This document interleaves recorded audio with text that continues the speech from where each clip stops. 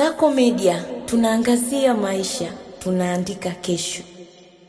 Kutoka Kasako Media, Waziri wa Maji Juma Aweso ameagiza wahitimu wa fani mbalimbali kutoka chuo cha maji kupewa nafasi za ajira katika mamlaka mbalimbali za maji zilizopo nchini ili kuimarisha uendeshaji na usimamizi wa miradi ya maji mijini na vijijini. Aweso ameyasema hayo katika mahafali ya 49 ya chuo hicho yaliyofanyika jijini Dar es Salaam, huku jumla ya wahitimu 881 wamehitimu masomo yao mwaka huu katika ngazi mbalimbali, idadi ambayo imeongezeka kwa zaidi ya 28% ukilinganisha na mwaka uliopita.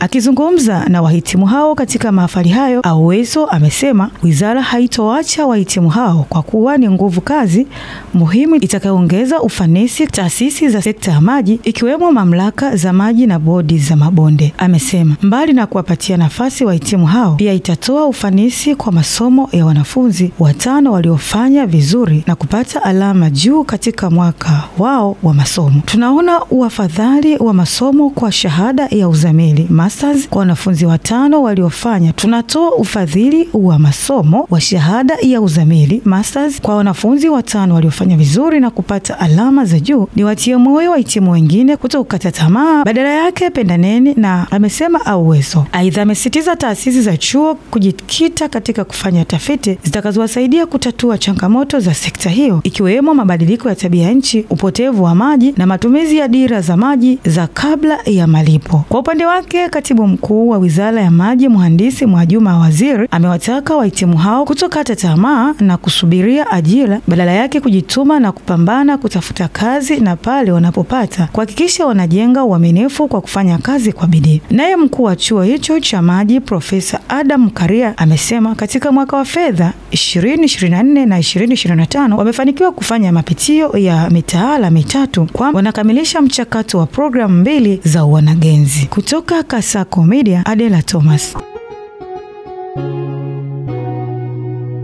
Kasako Media, tunaangazia maisha, tunaandika kesho.